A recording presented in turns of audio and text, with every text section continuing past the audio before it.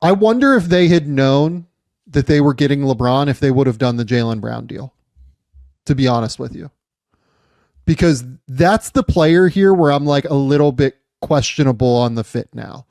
Because there's so many ways that you can operate with these guys. And Jaylen Brown's a talented player. Like, he'll figure out a way to like thrive in whatever situation you put him in on some level, at least.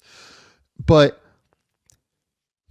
okay, I still think that the best thing that a healthy 76ers team can run for next season, given the synergy between Tyrese Maxey and Joel Embiid, is probably a Maxey Embiid ball screen, right? Well, realistically, the best thing they can do is get out in transition, where VJ Edgecombe, Jaylen Brown, LeBron James, Tyrese Maxey are going to thrive in transition. Like, it's going to be ridiculous how quickly they could play, but Embiid might not be the best fit in a up and down scheme. Interesting conversation to have there. But like, those guys are among the league's like leading scorers in transition that you will find, those four guys. So in theory, you should play up tempo. Does Joel fit that? We'll see. I would imagine that like when Joel's off the court, they will certainly play up tempo. Regardless, I still think probably the best thing that you can do here is a Maxey Embiid ball screen where like LeBron is cutting from the corner, Jaylen Brown is on the opposite wing, teams load up to stop the Maxey Embiid ball screen. All right, kick out, someone sagged off Jaylen Brown, Jaylen Brown's attacking downhill. Or they tag Joel from the corner, LeBron James back cuts for a dunk off of that tag, right? Like, there are so many different ways you can operate in terms of the way that the offense could look. And then if you want to throw Maxey off of the ball and you want to have Maxey's floor spacing ability on the weak side, you can do that, right? If you want to throw LeBron on the ball, you can certainly do that with him and Embiid. If you want to throw Embiid like, you know, above the break from three or at the wing from three, you can run some crazy like Jaylen Brown LeBron ball screens with LeBron as a screener. You can run Maxey LeBron ball screens with LeBron as a screener, and good luck figuring that out. The guy who's like a huge winner here to me is probably Tyrese Maxey, because I would imagine that the result is that teams probably have to switch a lot of those like Maxey LeBron ball screen situations. And if you switch it, I think it's going to be really hard to guard them at the end of the day. So I think Maxey's a huge winner here. I think he's going to be fantastic running this show. The Embiid fit is interesting because so can I stop you there real quick? Because I want to get your, I actually have the exact opposite thought on Maxey. As much as tell me why. In the sense that I feel like right now he's the player that's going to have to sacrifice the most. He's the player that's not going to get as much usage. And to your point, I think Maxey can be, he's probably the best suited to play off the ball, spot up, knock down, catch and shoot, stampede attack a closeout. But I just wonder how much more he's not going to be involved in the direct offensive action, the initial offensive action, because it's Jaylen Brown, it's Joel Embiid. I know LeBron James can play off the ball and, you know, fit in it's very versatile, but my immediate reaction, Sam, is that Tyrese Maxey is going to be the one that has to sacrifice the most when this team is fully healthy. That would be my worry, although I do understand the matchups and the advantages that might be generated for him. So I don't disagree with you on that. That if when fully healthy, that Maxey will probably sacrifice a little bit. But I still think that it's probably going to result in him being like incredibly efficient. The one who's like never getting any usage here is VJ.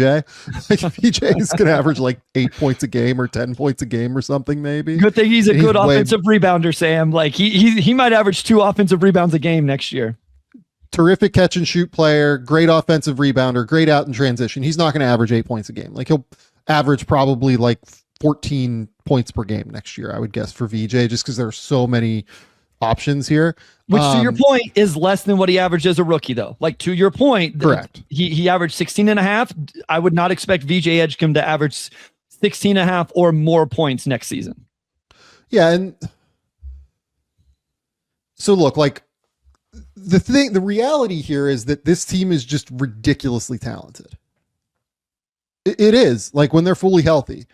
The next conversation that we have to have is around Embiid, right? And we'll talk about Jaylen in a second, because I want to talk about Jaylen's fit with all this in a second. But the Embiid fit is interesting because I think that he is going to have to change a little bit how he plays. He really prefers to operate in that like elbow area.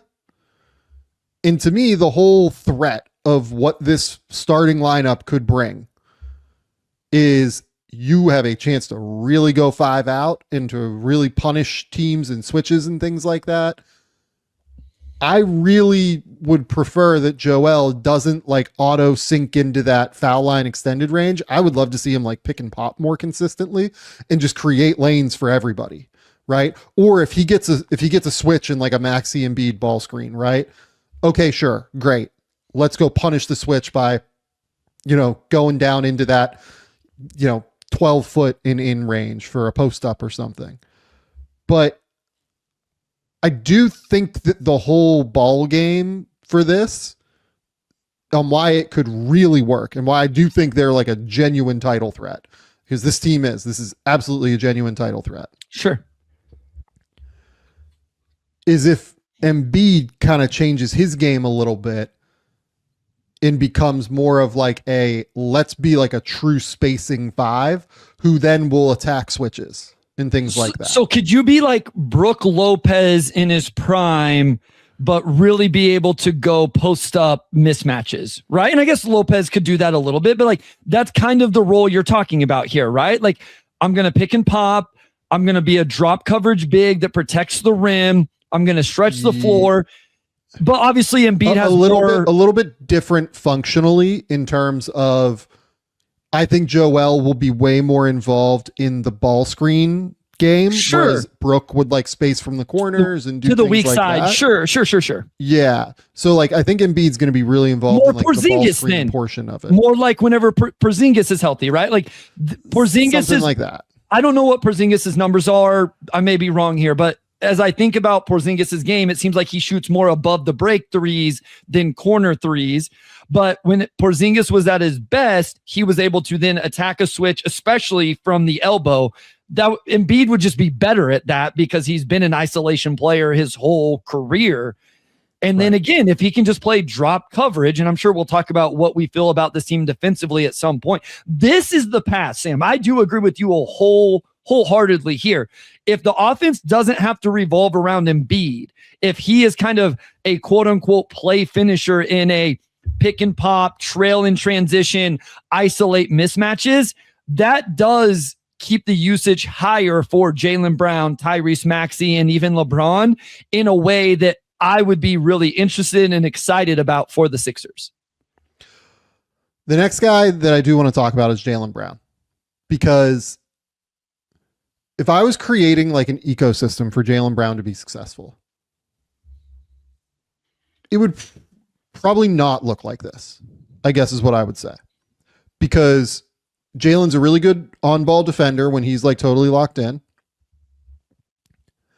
He is not necessarily the best and most attentive off-ball defender. And LeBron is also, at this stage of his career, not the most attentive off-ball defender. Maybe he like decides to put more of his efforts into that this year, but we've kind of been hoping for that for a little while now, right? And it just hasn't happened. Yep. I think LeBron probably is who he is at this stage of his career. Maxey is just a smaller defender. He works really hard on defense, but he's a smaller defender. Joel is a rim protector when he's within 8 feet of the rim and playing in drop coverage, but there are limitations. I want to say that this team is very like large and athletic across the wings between LeBron, Jaylen Brown, VJ Edgecombe. Certainly Dean Wade off the bench is another player who's a really good defender, who's very large and is able to cover a lot of ground. I worry a little bit about the way that these guys like off-ball defensive flaws could work within this starting group. And Jaylen is going to be the real poster child almost for this. He's going to have to really engage off the ball defensively. And again, like we've seen him now for a decade, like he is who he is maybe in the NBA, but if he can engage like off the ball defensively, a lot of these weaknesses and issues go away. But based off of what we've seen from Jaylen in Boston, I just don't know that I love this, like this total fit, because he is somebody who's going to take the shot diet that he kind of takes, is what we've seen throughout the course of his career. It's going to be some mid-range jumpers. It's probably going to be at the rim here and there, especially in transition, but in the half court, like it's threes, it's mid-range jumpers. Sometimes we'll get all the way to the rim. He's never had a season where he's had a 60% true shooting percentage or better. He tends to be somebody who is better scaling up his role because of how good he is as a shot creator, as opposed to scaling down his role, which probably makes more sense in this responsibility here. I'm very interested to see what the Jaylen thing looks like. He's undeniably an incredibly gifted player, an incredibly talented player. This is not, I'm sure, the ideal that he wanted whenever he went through his process of getting traded. But also, I don't know that this is like the best fit for him necessarily, bizarrely. Do you know who would be a really good fit for this team? I do. Paul George would be like kind of an amazing fit for this team. Jaylen Brown's a better player than Paul George, like undeniably. There is no question there. But Paul George, you go back and you watch the Sixers series against the Boston Celtics and watch the way Paul George like was able to erase Jaylen Brown. Not erase him, but make life drastically harder. That's pretty incredible. That would be an amazing fit for this group, for what they need. But can Jaylen Brown embrace that role while averaging 20 points per game instead of trying to be like the 25 to 30 point per game scorer? He has all the tools to be able to do it, to be clear. Like Jaylen Brown could absolutely do this. It's just kind of up to him. We just haven't seen him do that necessarily.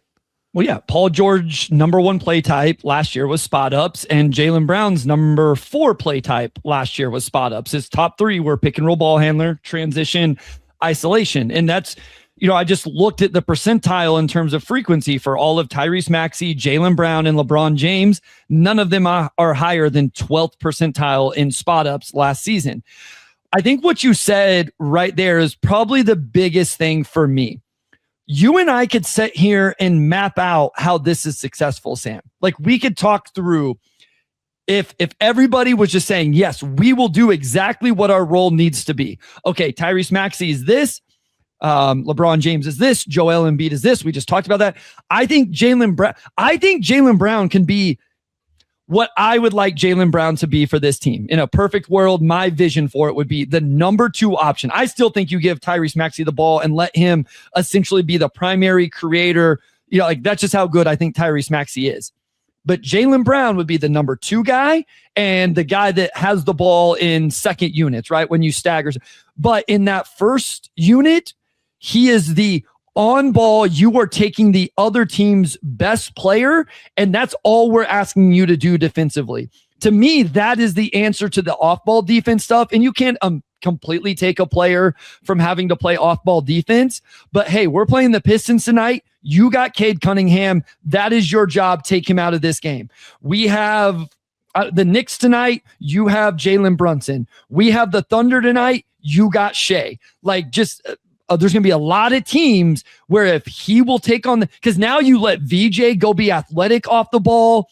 And, you conserve Tyrese Maxey a little bit there in nights where Dean Wade has to start. He doesn't even have to take those matchups. If Jaylen Brown would accept that role, that's where this becomes a real success, in my opinion, at the highest level. Totally agree with you. I mean, the other piece of this that's important for Jaylen, though, is that in theory, this is a contract year because the 76ers can't sign him to an extension right now, but they could next offseason. Is that something that he's going to be willing to do? Take the 25 to 30 point per game potential off of the table, and thus like potentially take like a 35% max for his next deal off of the table. That's what's interesting about this, right?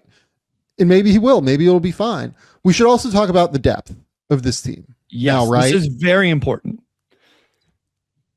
I think this is where the moves that they made earlier in free agency are incredibly important. Getting Dean Wade and Anthony Simons for this group matters a whole hell of a lot right now, because Simons can be like a terrific bench guard for you who can average like 12 to 14 points a game. We saw him average 14 this year, if memory serves. And then Dean Wade is a terrific like Swiss Army knife chess piece that is best when he doesn't have a whole lot of offensive usage and will not be required to have any offensive usage on this team. Basically, he can just go guard. He can knock down shots from three in the corner. Like it's a perfect fit now for Dean Wade. This is an amazing roster for him, in my opinion. The big question is, what does the backup center position look like? And it's a little bit stupid that we probably are just getting to this now at 25 minutes. But right now, the backup center is Ariel Hookporty. And I love Ariel. He was here in Melbourne. Everyone that was here with him in Melbourne loves him. He's like an all-time like great dude to have around. My impression from talking to people around New York is that they feel the same way. Like, you know, all-time like great dude to have around. I am interested to see, like, he's never been a true backup center. He's always been the third big behind Karl Towns and Mitchell Robinson, right? Is he able to actually be that guy, or is he more of a, no, it's like good to have him around as a third big, you know, on a minimum guy? That's a really important factor here. You could say Adem Bona is another option too. I thought Bona had positive minutes here and there in the playoffs. I also thought there were moments where like he is somewhat unplayable at times, just in terms of the touch and like his limbs get moving everywhere and things get a little bit out of control. If he can get better, it becomes way easier for them. I think it becomes drastically easier. So this was it was probably my third or fourth takeaway, but something that really, I was like, I want to see what I feel about the second unit, about the depth. And what I came away with, Sam, is I think they're going to be fine in the regular season. I think LeBaron Philon can probably play regular season minutes for them to give them some guard depth. I think Justin Edwards can play regular season minutes for them. They still have Jabari Walker and Don Barlow on this roster. I think even Hookporty and Bona can probably, with those other guys, can probably make it work at center. What I came away with, though, was there's only 6 guys I fully trust come playoffs. And maybe I should say Simons, but he just hasn't got the opportunity, right? I think it's been 5 years since he's been in a playoff game. And so maybe I should have more trust in that. But then the bigger picture that hit me was when you look at what I would consider the 2 best teams in the East right now on July 24th and the 2 best teams in the West right now on July 24th. You could probably make an argument that the 2 teams in the East have the better starting lineups. We'd already made it for one of them. But the difference in depth between the 2 East teams and the 2 West teams is drastic. And I'm just kind of fascinated to see how that could play out. Now, obviously, a lot of things could happen between now and the playoffs and the deadline and all of that. But it's like, I kind of want both rosters, or all of the rosters, to stay the same so we can see, you know, does the depth end up mattering for the, you know, these 2 East teams, the Sixers and the Knicks, or, you know, whatever. Like, it just was very drastic difference between those 4 teams.